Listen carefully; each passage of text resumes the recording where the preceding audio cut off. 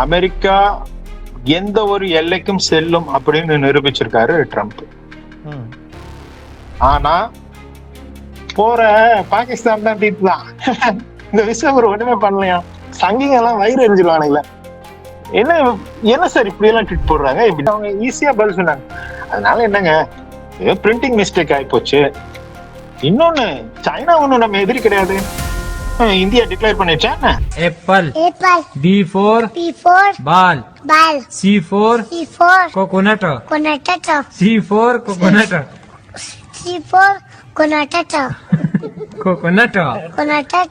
டிராப்ட்ல ஹீடரை கூட எடுத்து போட்டுட்டு ட்விட் போட தெரியாத ஒரு அறிவாளி தான் பாகிஸ்தான் பிரதமர்.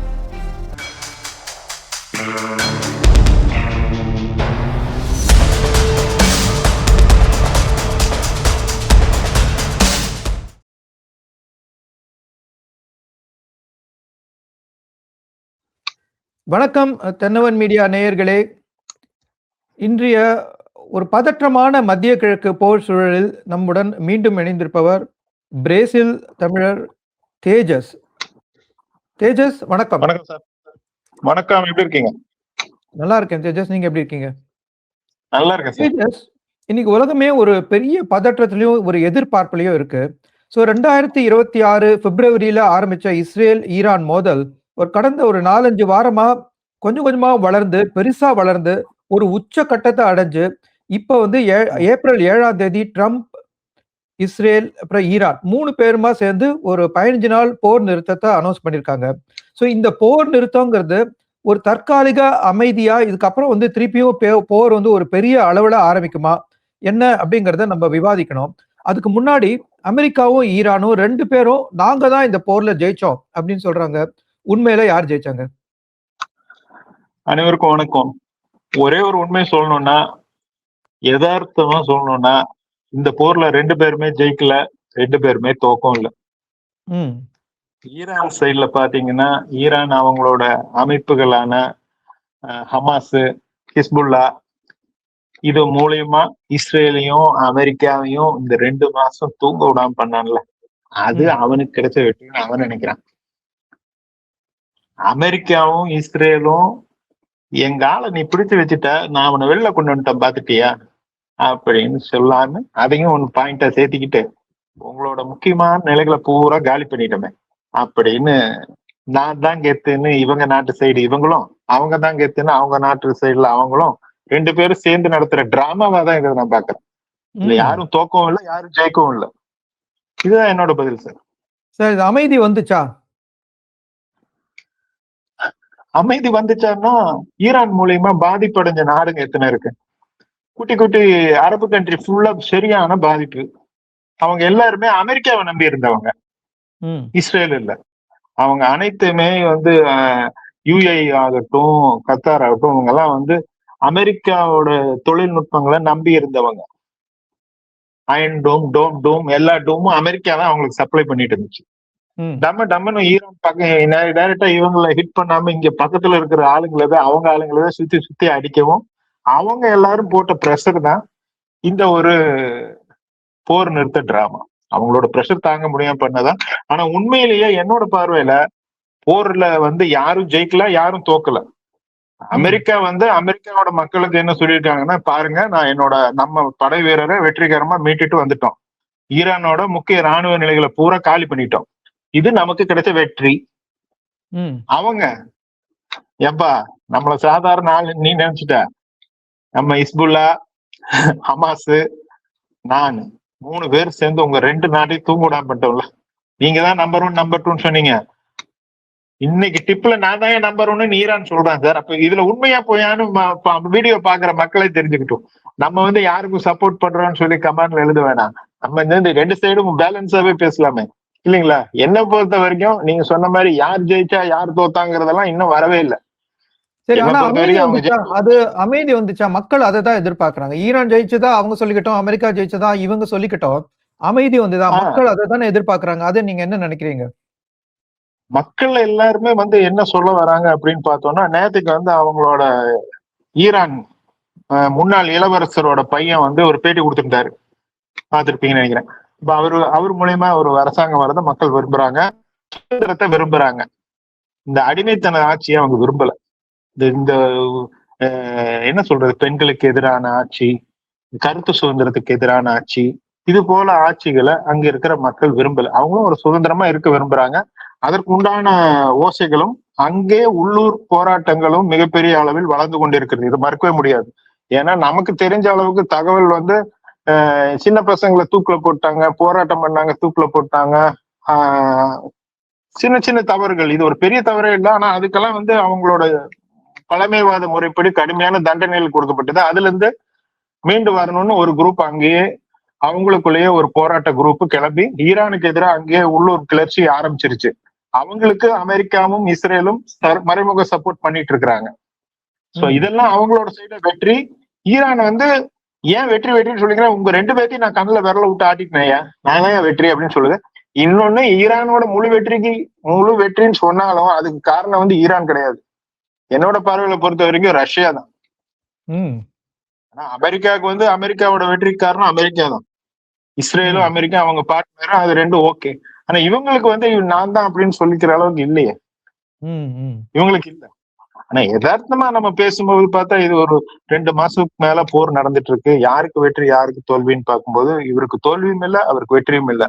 ஆனா இவங்க 2 பேரும் சேர்ந்து நடத்துற டிராமால உலகம் பூரா எரிசக்தி பிரச்சனை வந்துருச்சு. இவர் 2 நாடுகளும் மோதி கொன்ற ஒரு காரணத்தினால இன்னைக்கு அனைத்து நாடுகளும் பெட்ரோல் டீசலுக்கு அடிச்சுக்கிறோம். உலக பொருளாதாரம் எங்கேயோ போயிருச்சு, ரேட்டு தாறுமாற ஏறிடுச்சு. நம்மளை பொறுத்த வரைக்கும் இந்தியாவில பாருங்க கண்ட்ரோல் பண்ணி வச்சிருக்கிறோம். 105 இருந்து 110 ரூபா வரைக்கும் சாதா பெட்ரோல் கிடைக்குது. அதுலயும் பிரீமியம் பெட்ரோல் 150 160 ரூபாய் ஆகி போச்சு. இது இன்னும் இப்ப நாளைக்கு நடக்க போற இஸ்லாமாபாத் பேச்சுவார்த்தையில சாதகமான முடிவு வரலன்னா இந்தியாவிலும் விலை ஏறும், தவிர்க்க முடியாது தானே. இந்த அமைதிக்கான காரணம் பாகிஸ்தான் தான் அப்படின்னு நம்ம நாடாளுமன்ற எம்பி, தமிழகத்துல இருந்து போன எம்பி திருமதி சல்மா அவங்க வந்து சொல்லியிருக்காங்க. அது வந்து அதோட நிறுத்தாம விஸ்வகுருன்னு சொல்ற மோடிக்கு இது பாவம் அப்படின்னு வேற வந்து சொல்லியிருக்காங்க. அதை எப்படி பாக்குறீங்க? நிச்சயமா சார், இதுக்கு ஒரே ஒரு பதில் சொல்லணும்னா, நம்மளோட வெளியுறவுத்துறை அமைச்சர் பேசினதை நான் முதல்ல சொல்லலான் இருக்கிறேன். மார்ச் மாசம் வந்து அனைத்து கட்சி கூட்டம் நடந்தது. அப்ப வந்து நம்மளோட வெளியுறவுத்துறை அமைச்சர் ஜெய்சங்கர் வந்து தெளிவா இதுக்கு பதில் சொன்னாரு. அப்ப வந்து எதிர்கட்சிகள் எல்லாமே கூட சேர்ந்து இந்த பிரிவினைவாத கூட்டணிகள் எல்லாம் சேர்ந்து வெளியுறவுத்துறை அமைச்சரை டார்கெட் பண்ணி கேள்வி கேட்டாங்க. இந்தியா நட்பு நாடு, இந்தியா ஈரானுக்கு நட்பு நாடு, இந்தியா அமெரிக்காவுக்கும் நட்பு நாடு, இஸ்ரேலுக்கு ரொம்ப நட்பு நாடு, ஏன் இந்தியா மத்தியஸ்தம் பண்ணக்கூடாது அப்படின்னு அவங்க கேள்வி கேட்டாங்க. அப்ப வந்து அவர் ஒரே பதில் இன்னைக்கு சொல்ல, போன மாசமே சொல்லிட்டாரு, இந்தியா புரோக்கர் வேலை பார்க்க வேண்டிய அவசியம் இல்லை, இந்தியா உலகிற்கே வழிகாட்டும் விஸ்வகுருவாக இருக்கிறது.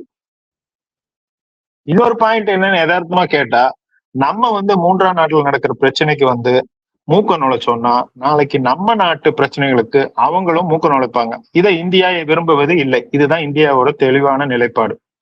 அதனாலதான் இஸ்ரேலும் நமக்கு ரொம்ப வேண்டிய நாடுதான், ஈரானும் நமக்கு ரொம்ப வேண்டிய நாடுதான். ஈரானை சார்ந்துதான் எரிசக்தி துறையில இந்தியா இருக்கு, இது மறுக்க முடியாத உண்மை. இஸ்ரேலை நம்பிதான் டெக்னாலஜியில அதிக இன்வெஸ்ட்மெண்ட் இருக்குது. இஸ்ரேல் நிறைய உதவி செய்யுது நமக்கு. இன்னைக்கு ஆபரேஷன் சிந்தூர் ஆகட்டும், ரெஸ்கியூ ஆபரேஷன் ஆகட்டும், போர்க்காலங்கள் ஆகட்டும், வெள்ள சேதங்கள் ஆகட்டும், உயிர் சேதங்கள் ஆகட்டும், இந்த மாதிரி நெருக்கடியான காலகட்டத்தில எல்லாம் இஸ்ரேலோட டெக்னாலஜியை வச்சுதான் போர் மீட்பு நடவடிக்கை, பெருவெள்ள நடவடிக்கை, இந்த மாதிரி நடவடிக்கை எல்லாம் எப்படி எடுக்கிறாங்க இல்லைங்களா? அதெல்லாமே அந்த டெக்னாலஜி வச்சுதான் சார் இருக்கா. அது நம்ம வந்து இந்தியா இஸ்ரேலையும் அதிகம் சார்ந்து இருக்கிறது, ஈரானையும் அதிகம் சார்ந்து இருக்கிறது. இது 2 பேருமே நமக்கு வேணும், 2 பேரும் 2 கண்ணு. அப்ப இந்தியா வந்து நாங்க அப்படியே நின்னுக்கிறோம். நாங்க 2 பக்கம் நல்லா பேசுவோம். ஏன்பா சண்டை போடுறீங்க, ஏன்பா சண்டை போடுறீங்க, இதுதான் இந்தியாவின் நிலைப்பாடு. நாம போய் நான் இந்தியாவுக்கு தானே கெத்து, நான் மத்தியஸ்தம் பண்றேன் வான்னு நாம போய் நின்னா, இப்ப நமக்கு கிடைச்சிருக்கிற வெற்றி பாகிஸ்தான் அக்குபைடு காஷ்மீர், யாரும் தலையிடல. நம்ம பிரச்சனை நம்ம பேசிக்கிறோம், நம்ம பேசிட்டு இருக்கோம், நமக்கு உண்டான வேலையை ராஜதந்திர நடவடிக்கை நடக்குது. இப்ப நம்ம 3ஆம் நாட்டு பிரச்சனையில போய் தலையிட்டா நாளைக்கு அவங்க உள்ள வருவாங்க. இதை இந்தியா விரும்பல. அதுதான் ஒரு சிம்பிளா சொன்னாரு, இந்தியா விஸ்வகுருவாக இருக்க விரும்புகிறது அப்படின்னு. ஆனா மாநிலங்களவை எம்பி திருமதி சல்மா அவர்கள் செய்த செயல் வந்து ஏற்றுக்கொள்ளவே முடியாது. இதை எப்படி, இதற்கு வந்து ஜனாதிபதியாகவும் துணை ஜனாதிபதி அவர்களும் உடனடியாக நடவடிக்கை எடுக்க வேண்டும். ஒரு பொறுப்புகளில் இருக்கும் முக்கிய நபர்கள் இது போல பிரிவினைவாத கருத்துக்களை பரப்புவது, அதுவும் நமது பரம எதிரி பாகிஸ்தான். நமது பரம எதிரி பாகிஸ்தான் சார். இவங்க பாட்டுக்கு அழகா ட்வீட் போடுறாங்க. போற பாகிஸ்தான் தான் ட்வீட் தான். இந்த விஸ்வகுரு ஒண்ணுமே பண்ணலையா? சங்கிங்க எல்லாம் வயிறு எரிஞ்சிருவானுங்களே. என்ன என்ன சார் இப்படி எல்லாம் ட்வீட் போடுறாங்க? இப்ப நீங்களும் நானும் எக்ஸ் ஒய் எப்படி வேணா பேசிக்கலாம், கெட்ட வார்த்தை கூட பேசிக்கலாம், ட்வீட் விதி மீற மொழி போலாம், அதை அழிச்சிடலாம், பிரச்சனை வரலாம். இது ஒரு சாதாரண ஒரு லோக்கலா பேசிக்கிறது. நான் ஒரு எம்பியா இருக்கேன், ஒரு எதிரி நாடு பாகிஸ்தான் அலௌன்ஸ் பண்ணது, அந்த நாட்டு பிரதமரை நான் பெருமைப்படுத்தி பேசுறது, நான் ஒரு நாடாளுமன்ற எம்பியா இருந்து இது எந்த விதத்துல நியாயம்? இவங்க போட்டோன்னா வந்த எதிர்ப்பதிவுகளை பார்த்து அந்த அம்மா அரண்டு போய் டக்குன்னு ட்விட் கட் பண்ணிட்டாங்க, டெலிட் பண்ணிட்டாங்க. எவ்வளவு ஒரு மோசமான விளைவு. திமுகவுக்கு இது புதிதல்ல. பிரிவினைவாதத்தை அதிகமாக வளர்ப்பது திமுகவுக்கு இது புதிதல்ல. அதுவும் இந்திய அளவில் அதிகமாக பிரிவினைவாத கருத்துக்களை பரப்புவது திமுகவும் அதன் கூட்டணி கட்சிகளும் தான். இதை மறுக்க முடியாது. ஏற்கனவே இதை நான் சொல்றேன் அப்படின்னு பாத்தீங்கன்னா, இதே சல்மா அவர்கள் நம்ம கனிமொழி அவங்க தமிழ்நாட்டுல நடந்த ISRO ப்ரோக்ராம்ல விளம்பரம் கொடுத்தாங்க. அதுல இந்திய கொடிக்கு பதிலா சைனாவோட போட்டோவை போட்டு கொடுத்தாங்க. அதற்கு இதே மாநிலங்களவை உறுப்பினர் திருமதி கனிமொழி அவர்கள் விளக்கம் கொடுத்தாரு. என்னங்க இப்படி போச்சு, இந்திய தேசிய கொடிக்கும் சீனா கொடிக்கும் உங்களுக்கு வித்தியாசம் தெரியாதா அப்படின்னு பத்திரிகையாளர் கேக்குறாங்க. அதுக்கு அவங்க ஈஸியா பதில் சொன்னாங்க. அதனால என்னங்க, பிரிண்டிங் மிஸ்டேக் ஆயிப்போச்சு. இன்னொன்னு, சைனா ஒண்ணும் நம்ம எதிரி கிடையாது, இந்தியா டிக்ளேர் பண்ணிச்சா அப்படின்னு கேட்டாங்களே சார்.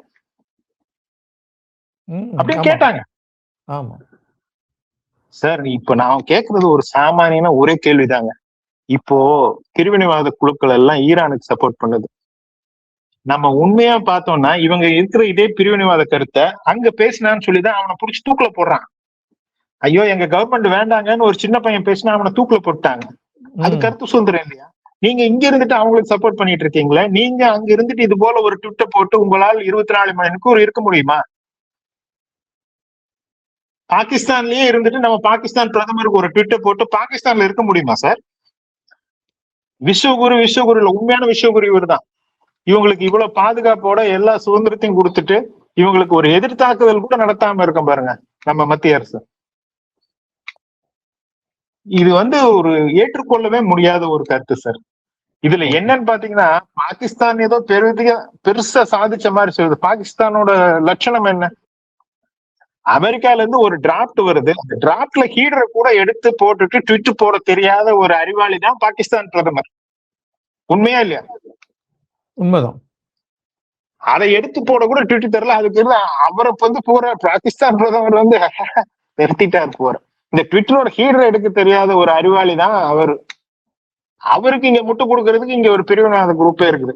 இது ஒரு வரவேற்க வேண்டிய விஷயம் என்னன்னு கேட்டீங்கன்னா, இந்தியனா பல பேர் உடனே எதிர்த்தாங்க, அதனால அவங்க டெலிட் பண்ணிட்டாங்க. ஆனா இதோட இது முடியக்கூடாது. இது போல ஒரு 2 எம்பிக்களுக்கு ஒரு தண்டனை கொடுத்தாதான் பொறுப்புகள் இருக்கிறவங்க பிரிவினைவாத கருத்து பேசுறதை நிறுத்துவாங்க. இன்னைக்கு உலகமே பற்றி கொண்டு எரிஞ்சிட்டு இருக்குது. இந்த நேரத்துல இந்தியாவோட மூவ்மெண்ட் தான் எல்லாரும் எல்லாருமே உத்து பாக்கிட்டு இருக்க. இந்தியா ஏதாவது பண்ணுமான்னு. நம்மளோட நிலைப்பாட்டுல ஸ்ட்ராங்கா இருக்கும்னு போன மாசமே சொல்லிட்டோம். இன்னொரு விஷயம் பாத்தீங்கன்னா சார், அது இந்த வீடியோ இதுல இந்த ஈரான் வார பத்தி பேசுறதுனால நான் இந்த ஒரு விஷயத்தையும் சொல்லிடுறேன் பாருங்க. இப்போ ஒரு வீட்டுல எல்லாரும் உட்காந்து சாப்பிட்டுட்டு இருக்கோம், நைட் 8 மணி ஆகி போச்சு, டிஃபன் சாப்பிட்டு முடிச்சிட்டோம். குழந்தைய கூப்பிட்டு அந்த கிச்சன்ல போய் லைட் ஆஃப் பண்ணிட்டு வாமான்னு சொல்றோம். குழந்தை அப்பா நான் போக மாட்டேன், இருட்டா இருக்கு, பயமா இருக்குன்னு சொல்லுவோம். இதை எதுக்கு நான் சொல்றேன் அப்படின்னா, போர்க்கப்பல் பயிற்சிக்காக இந்தியாவுக்கு வந்துச்சு. எல்லாம் முடிஞ்சு டாட்டா போயிட்டு வராங்க, எனக்கு கொஞ்சம் பயமா இருக்கு, கூட விடுங்களேன்னு சொல்லிருக்கலாம்ல அவங்க. ஆமா. அப்ப இந்தியா ப்ரொடக்ஷன் பண்ணிருக்குமா இல்லையா? காலியாகாம இருந்திருக்குமா இல்லையா? நான் டாப்பியா போனா அதுக்கப்புறம் இந்தியாவுக்கு போனா அதான் இதாகி போச்சுன்னு இதே பிரிவினைவாத குழுக்கள் ஒரு கேள்வி எழுப்புனாங்க. நான் அதுக்காக இதை சொல்ல வந்தேன். இப்ப எனக்கு பயமா இருக்குன்னு நான் சொன்னாதான் சார் நீங்க விருந்துக்கு வந்த இடத்துல நான் உங்களுக்கு பாதுகாப்பா கொண்டு போய் பஸ் ஏற்றி விட்டுட்டு வருவேன். நீங்க சொல்றது புரியுது. ஆனா அமெரிக்கா சொல்லுது ஈரானோட மிலிட்டரி ஆல்மோஸ்ட் டவுன் அப்படின்னு. அது உண்மையா? அமெரிக்கா ஈரானோட மிலிட்டரியை டவுன் பண்ணிடுச்சா? இஸ்ரேலோட மொசாட் வந்து கொடுத்த தகவல் படிதான் அமெரிக்கா வந்து இந்த போர்ல ஈடுபட்டு இருக்காங்க. அதுல வந்து அமெரிக்கா முக்கியமான நகரங்களோட நிலைகளை தாக்கி இருக்கிறாங்க. இதை மறுக்க முடியாத உண்மை. ஆனா ஈரானோட ஒட்டுமொத்த அமைப்பே சிதைச்சு விட்டோம் அப்படின்னு சொல்றதெல்லாம் நியாயம் இல்லைங்க. ஈரானோட ராணுவம் அவங்களோட நெட்வொர்க் ஒரு மிகப்பெரிய ஒரு நெட்வொர்க். மறுக்க முடியாத உண்மைங்க. இவங்க வந்து நியூக்ளியர் கெப்பாசிட்டியும் வந்து ரகசியமா வச்சிருக்காங்க. அதை உடைச்சதா அமெரிக்கா சொல்லுது. அது உடைக்கல, எங்களுக்கு தெரியும் எங்க இருக்குன்னு அவங்க சொல்றாங்க. ஆமா சார் ஈரான் வந்து இந்த வாருக்கு வந்து முதல்ல தற்காத்துக்கிட்டாங்க சார். இந்த வார் வந்து அவ்வளவு சீக்கிரமா முடிஞ்சிரும்னு அவங்களுக்கு தெரியும் சார். முடியாதுன்னு அவங்களுக்கு தெரியும் சார். அவங்க எதுக்கும் தயாராதான் சார் இந்த போரை தூங்குனாங்க. அமெரிக்காவும் இஸ்ரேலும் தான் என்னோட பார்வையில 10 நாள்ல முடிச்சிடும் வேலை, ஆனா நான் அடித்து தாக்குன முடிஞ்சுன்னு இவங்க ஒரு அண்டர் எஸ்டிமேட் பண்ணிட்டாங்க சார். ஆனா இப்பவும் கூட நாங்க வந்து ஈரானோட எல்லா மிலிட்டரியும் காலி பண்ணிட்டோம் அப்படின்னு சொல்றத வந்து உண்மையான தகவல் இல்லை சார். மொசாட் கொடுத்த தகவலின்படி முக்கிய நிலைகளை அழிச்சிருக்காங்க, உண்மைதான். ஆனா இன்னும் மிலிட்டரி பேஸ் எல்லாம் அவங்க கை வைக்கவே இல்லை. இன்னும் முழுமையா அழிக்கலாம் இல்லை. அவங்களுக்கு கிடைச்ச ஒரே வெற்றி என்னன்னா, அந்த ஆபரேஷன் ரெஸ்கியூல வந்து அவங்களோட அமெரிக்க படை வீரரை வெற்றிகரமா மீட்டுட்டாங்க. அந்த டெக்னாலஜி வச்சு, மொசாட்டோட டெக்னாலஜியை வச்சு அந்த வெற்றிகரமா வீரரை மீட்டதை வந்து அவங்க பெருமை அடிச்சுக்கிறாங்க. நாங்க பாத்தீங்களா கண்ணிலே விரல் விட்டாடி ஆளை தூக்கிட்டு வந்துட்டோன்னு. அது உண்மைதான், அதை நம்ம மறுக்கல. போர்னா சட்டக்கிளிக்கு தான் செய்யும், 2 பேருக்கும் அங்கேயும் இங்கேயும் வரதான் செய்யும். ஆனா இதுல யாரு அதிகமா பாதிக்கப்பட்டது, யார் அதிகமா வெற்றி பெற்றதுன்னு இன்னும் ஒரு முடிவுக்கு வரல. என்னை பொறுத்த வரைக்கும் இவங்க 2 பேருமே வெற்றியும் பெறல, 2 பேருமே தோல்வியும் அடையல. ஈரான் அவர்களுக்கு சரிக்கு சரி இப்போது நிற்கிறது. இதுதான் யதார்த்தமான உண்மைங்க. ஏன் கேட்டீங்கன்னா, இப்போ ஈரானுக்கு பேக் போனா ரஷ்யா இருக்கு, சைனா இருக்கு. ஆனா என்னை பொறுத்த வரைக்கும் சைனா கிட்ட இருக்கிற ஆயுதங்களை பத்தி நம்மளே நம்ம உலகம் அறியும் சைனா ஆயுதங்களை பத்தி.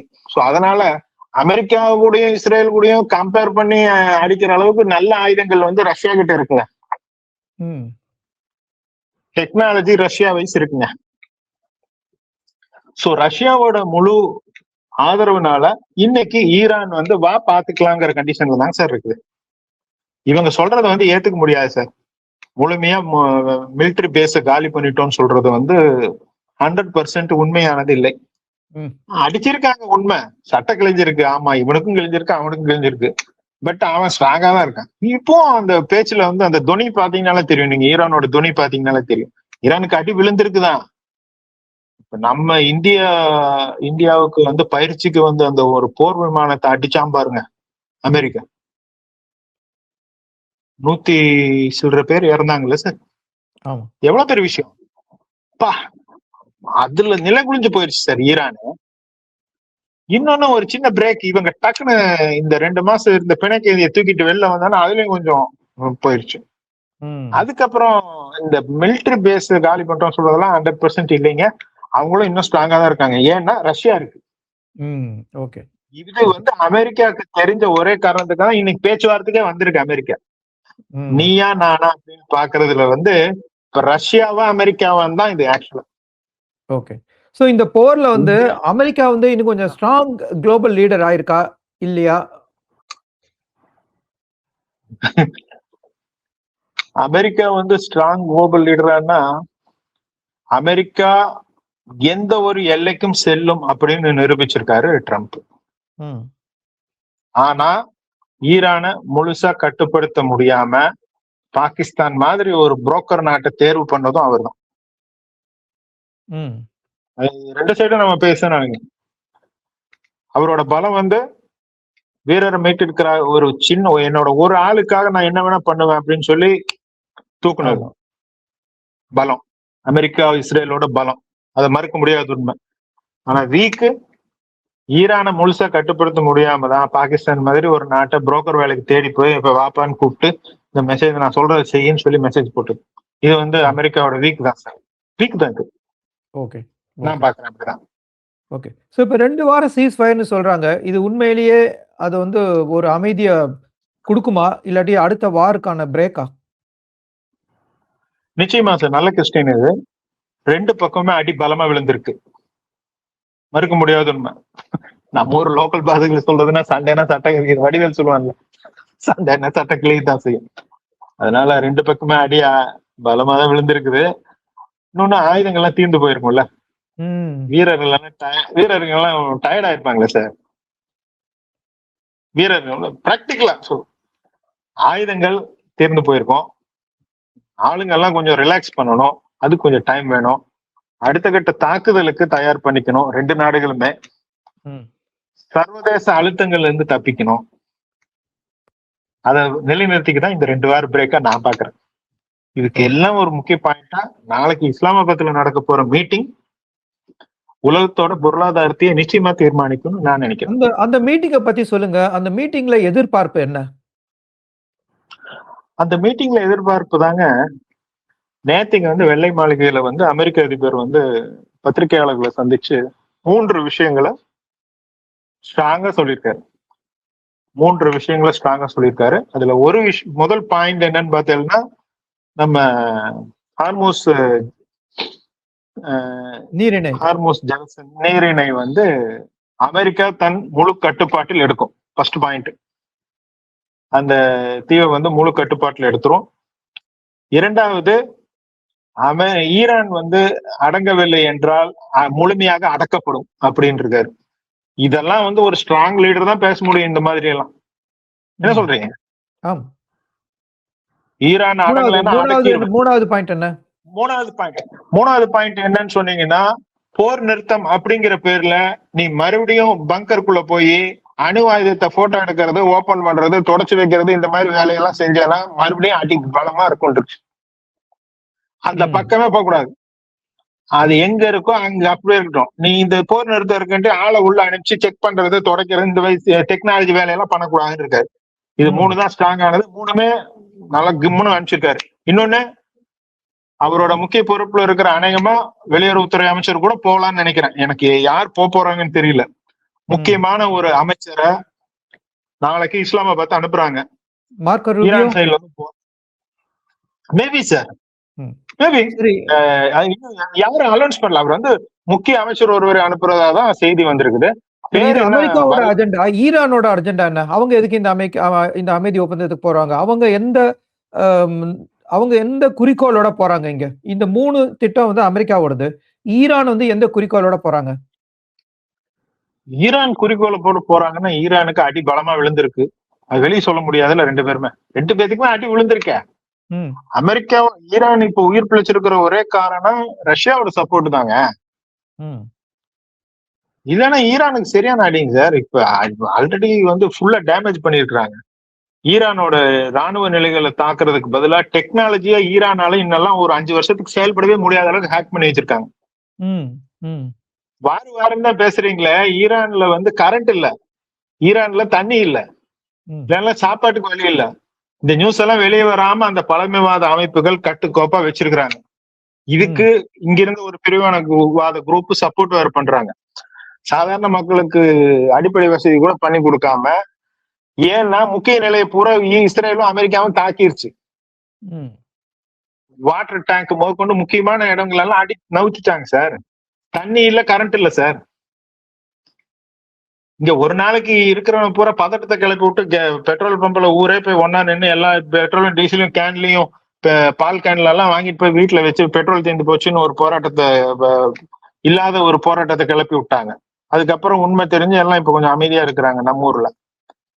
அது போல ஈரானை பொறுத்த வரைக்கும் அடி பலமா தாங்க இருக்கு. ஈரான் போறதுக்கு ஒரே காரணம் அப்ப நிறுத்தினா போதும் தான், வேற என்ன. ஓகே, சோ இதுல மூணாவது பார்ட்டி பாகிஸ்தான். பாகிஸ்தான் எதுக்கு இதை புரோக்கர் பண்ண நினைக்குது? பாகிஸ்தான் பேசினாலே சிரிப்பு தான் வருது சார். பாகிஸ்தானுக்கு வாழ்வாசாவா பிரச்சனை, ஆல்ரெடி ஏகப்பட்ட பிரச்சனை. ஈரான் சுத்தமா பாகிஸ்தான நம்பவே இல்லை. அமெரிக்கா தான் வேலைக்கு வச்சிருக்கு பாகிஸ்தான, ஈரான் வைக்கல. நீங்க நல்லா புரிஞ்சுக்கணும், அமெரிக்கா தான் வச்சிருக்கு. இவன் போனாலுமே இப்ப எப்படி நம்மளே ஒரு பிடிக்காதவன் கூப்பிட்டா எப்படி போவான்? போனோமா போயிட்டு நேரம் அமெரிக்காக்காரன் தான் நானும் அவரும் பேசுவோம், இவனை கண்டுக்கவே மாட்டோம். அந்த மாதிரி இருந்துச்சுன்னா இப்ப அவர் அமெரிக்காவுக்கு வேலை பாக்குறாரு. பாகிஸ்தான் அமெரிக்காவோட கைக்கூலின்னு கூட சொல்ல முடியாது. அவங்களுக்கு இப்போதைக்கு சமாதானம் பேசுறதுக்கு ஒரு ஆள் வேணும். இவன் சும்மாதான் இருக்கிறான், அடிச்சாலும் தாங்குவான், காசு கொடுத்தா போதும்ட்டு பாருன்னு சொல்லி அனுப்பிச்சிருக்காருங்க. இவங்களும் மிகப்பெரிய அறிவாளிங்க அப்படின்னு சொல்லிட்டு சமூக வலைதளங்கள்ல ஊடகத்துல விளம்பரத்தை தேடிக்குவாங்க. அது பாத்தீங்கன்னா தெரியும், இந்தியாவுக்கு எதிரான அனைத்து போர்களையும் பாகிஸ்தான் தான் வென்றதுன்னு பாகிஸ்தான்ல இருக்கிற புக்ல எல்லாம் பிரிண்ட் அவுட் பண்ணிக்குவாங்களாம். இந்தியாவை கூட நடந்த அனைத்து. அதனால அவங்களோட அறிவுக்கு வந்து நிகர் அவங்க மட்டும்தான்.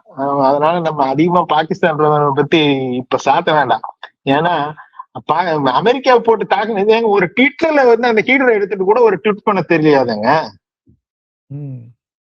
இத நம்பி ஒரு இந்த எம்பி அம்மா வேற பாகிஸ்தான் எவ்வளவு பெரிய அறிவாளி கப்புன்னு நிறுத்திட்டாங்க போற சிவரு என்ன பண்ண. இது போல ஆளுங்களை அதுதான் சார், தகுதி இல்லாதவங்களுக்கு ஒரு மிகப்பெரிய பொறுப்பை கொடுத்தா என்ன ஆகுங்கிறதோட வெளிப்பாடுதான் அது. உண்மையில சொல்றேன், ஏதோ ஒரு வந்து அரசியல் காரணங்களுக்காக இந்த பிரிவினைவாதிகளுக்கு வந்து கூட போறது இந்த அம்மாக்கு இது புதிதல்ல. இதே ஆபரேஷன் சிந்தூர்ல இவங்க இதே சர்ச்சைக்குரிய விஷயம் பேசியிருக்கிறாங்க. இவங்க வந்து ஆபரேஷன் சிந்தூர்லயும் வந்து ஆர்மி தான் சண்டை, பாகிஸ்தான் மக்களுக்கும் எனக்கும் எந்த சண்டையும் இல்ல அப்படின்னு பேசிட்டாங்க. பாகிஸ்தான் மக்களுக்கும் இந்திய மக்களுக்கும் எந்த சண்டையும் இல்ல, இந்த ஆர்மிக்காரங்க தான் 2 பேரும் இது பண்றாங்கன்னு ஆபரேஷன் சிந்தூர் அப்போ ஒரு சர்ச்சையான ஒரு பதிவு இவங்க பண்ணாங்க. அதுக்கும் எதிர்ப்பு தெரிவிச்சது. அப்புறம் அதுக்கப்புறம் அது அமைதியாச்சுன்னு வைங்க. பாகிஸ்தானோட ரோல் இதுல சிம்பிள் சார். இப்போதைக்கு பாகிஸ்தான் நிலைமை ரொம்ப பரிதாபகரமா இருக்குது. இது மூலியமா ஏதாவது டாலர் சம்பாதிக்கத்தான் அவங்க விரும்புறாங்க. அமெரிக்கா வந்து அவருடைய அவங்க படை வீரரை வந்து ரெஸ்கியூ பண்ணி ஈரான்ல இருந்து மீட்டு கொண்டு வந்துச்சு. அத பத்தி கொஞ்சம் சொல்ல முடியுமா? நிச்சயமா சார். இந்த போர் நிறுத்தத்துக்கு காரணமே பிப்ரவரி மாசம் ஈரான் ஆதரவு படைகள் வந்து அமெரிக்க வீரரை வந்து பிணை கைதியா பிடிச்சிட்டாங்க இல்லைங்களா? பிணை கைதியை வந்து மீட்டு கொண்டு வந்ததுக்கு பிறகுதான் பேச்சுவார்த்தையே இப்ப வந்து அமெரிக்கா சம்மதிச்சு பேச்சுவார்த்தைக்கு வந்திருக்கிறாங்க. அதை எப்படி கொண்டு வந்தாங்கிறது ஒரு பெரிய சுவாரஸ்யமான ஒரு விஷயம் நண்பர்களே. முதல்ல வந்து பிப்ரவரி மாசம் இவரை பிணை கைதியா ஈரான் ஆதரவு படைகள் பிடிச்சிட்டு போய் ஒரு பங்கர்ல வச்சிடுறாங்க. அதுல இருந்தே வந்து இவங்க இஸ்ரேலோட மொசாட் வந்து அதை வந்து கண்டினியூவா வாட்ச் பண்ணிட்டே இருந்திருக்காங்க. எந்த பங்கர்ல வச்சிருக்காங்க, அந்த பங்கர் எந்த பாயிண்ட்ல இருக்குது, எந்த டவர் பக்கத்துல இருக்குது, எவ்வளவு ஆழத்துல இருக்குது அந்த சுரங்கம், அதுக்கு பக்கத்துல என்னென்ன டெக்னாலஜி இருக்கு, வாட்டர் சோர்ஸ் இருக்கு, தண்ணி உள்ள எல்லாம் கொண்டு போறது, சாப்பாடெல்லாம் எந்த வழியா உள்ள போகுது, இந்த தாக்குதல் நடத்தினா எந்த வழியா உள்ள போயிட்டு எந்த வழியா வெளியே வரலாம், ரைட்ல போய் லெப்ட்ல வர மாதிரி இந்த சார்ட் பூரா வந்து மொசாட் ரெடி பண்ணிருக்கேன் சார். மொசாட் வந்து அந்த தகவல்களை ஆணி வேற அசைச்சு கரெக்டா இதுக்குள்ள போங்க, அங்க இருக்கிறான், அந்த பங்கர்லயே எத்தனாவது பங்கர்ல அந்த வீரர் இருக்காங்கிற தகவல் முதல் கொண்டு அவங்க அதை எடுத்து கொடுத்துருக்காங்க. மொசாட் சாதாரணமான விஷயமா சார், பிரமிக்க வைக்குதுங்க. அவ்வளவு டீட்டெயில் எடுத்துக்கோ. அது போக ஈரான அந்த நேரத்துல திசை திருப்பணும்னு சொல்லி அந்த ராடார் அமைப்புகளை பூரா பிளாக் பண்ணி வச்சு, டெக்னாலஜி பார், ராடார் அமைப்புகளை பூரா பிளாக் பண்ணி வச்சு அமெரிக்காவை கரெக்டா உள்ள ஆரம்பிச்சாங்க. கரெக்டா அந்த 4 ஸ்கில்ஸ் உள்ள போனோன்னு 20 நிமிஷத்துல ஆளை தூக்கிட்டு வந்துட்டாங்க வெளில. 20 நிமிஷம். ஆனா அதுக்கு பின்னாடி நடந்த உழைப்பு எவ்வளவு இருந்திருக்கும் பாருங்க. இது அந்த வார்ல ராடாரை பூரா அந்த பக்கம் ஹேக் பண்ணி செயலிழப்பு செஞ்சாச்சு. போன் எல்லாம் ஆல்ரெடி அங்க எதுவுமே இல்லை, செல்போன் தவிர எல்லாமே செயலிழந்து போச்சு. ஏன்னா எல்லாமே இந்த இஸ்ரேல் அமைப்புகளை வந்து ஹேக் பண்ணி வச்சிருச்சு. அங்க இருக்கிறவங்க யாரும் செல்போனை யூஸ் பண்ண முடியாத அளவுக்கு தான் இருக்குது அப்படின்னு சொல்றாங்க. நம்ம தினமும் அதே செய்தி பார்க்கறோம். அதை எல்லாம் பண்ணிட்டு இவர் கரெக்டா அந்த பிளான் பண்ணி 20 நிமிஷத்துல இந்த ஆபரேஷன் முடிச்சு வெளியே கொண்டு வந்துட்டாங்க சார். ஒரு மிகப்பெரிய வெற்றி. இதை பார்த்துதான் ஈரானே ஒரு ஷாக் ஆயிடுச்சு. இதுல இருந்து என்ன தெரியுதுன்னா, அமெரிக்காவும் இஸ்ரேலும் ஒரு நாணயத்தின் 2 பக்கங்கள் அப்படிதான் பார்க்கணும். எவ்வளவு ஸ்ட்ராங் பாருங்க. நான் வந்து தசைனா நீ வந்து ரத்தம், இந்த மாதிரி இவங்க வந்து எல்லா வேலையும் அந்த கிரவுண்ட் ஒர்க் மொசாட் பண்ணி வச்சு கரெக்டா இவங்க உள்ள வந்தாங்க. 20 நிமிஷத்துல தூக்கிட்டு போயிட்டாங்க சார் அமெரிக்கா. அதுக்கு முழு ப்ரோக்ராம் போட்டு கொடுத்தது இஸ்ரேல் தான். இந்த திட்டம் வந்து அவங்க கிட்டத்தட்ட 1 மாசத்துக்கு மேல இதோட பிளானிங் ஆபரேஷன் பிளான் பண்ணி கரெக்டா அத 20 நிமிஷத்துல வெற்றிகரமா முடிச்சு வீரரை கூட்டிட்டு வந்ததுக்கு அப்புறம் தான். ஏன்னா இது ஒரு சவாலான விஷயம் ஆகி போச்சு அமெரிக்காவுக்கு. அமெரிக்கால இங்க லோக்கல்ல இருக்கிற ஆளுங்களே இதுக்கு எதிராக பேச ஆரம்பிச்சிட்டாங்க. மிலிட்டரி பேஸ் எல்லாம் இதாயிட்டு இருக்கு, அதாயிட்டு இருக்கு. அங்க உள்ளேயே அமெரிக்காவுக்குள்ளேயே நிறைய ஒரு எதிர்ப்பு குரல்கள் ட்ரம்ப்புக்கு வர ஆரம்பித்தது. ஆனா அதெல்லாம் இப்ப இதோட நின்றுச்சு. இப்ப ஒரு வியூ பார்த்தா நம்மளால ரெக்ரூட் பண்ணி கொண்டு வந்துட்டாங்க. இப்ப இது ஒரு பிளஸ் ஆகும். ட்ரம்ப்புக்கு மாறிடுச்சு. இதே ஒரு காரணமா வச்சு நம்ம இந்த அரபு நாடுகள் எல்லாம் சேர்ந்து ஒரு அழுத்தம் கொடுத்து போர் நிறுத்தத்துக்கு வழி கொண்டு வந்துருக்காங்க. இதுக்கு எல்லாத்துக்கும் மேல நாளைக்கு நடக்கிற பேச்சுவார்த்தையில எட்டப்படும் முடிவுதான் உலக பொருளாதாரத்தையே மாற்றி அமைக்கும் சக்தியை படைச்சதுன்னு தான் நான் பாக்குறேன் sir. Okay, thank you sir. Sir நன்றி தேஜஸ் சார். நேயர்களே, உங்க கருத்துக்களை நீங்க வந்து கமெண்ட் செக்ஷன்ல பதிவிடுங்க. நம்ம சேனலுக்கு சப்ஸ்கிரைப் செஞ்சு ஆதரவு தாருங்க. மீண்டும் ஒருமுறை தேஜஸோட நம்ம கண்டிப்பா சந்திப்போம். அதுவரை நன்றி, வணக்கம். வணக்கம் சார். வணக்கம் சார்.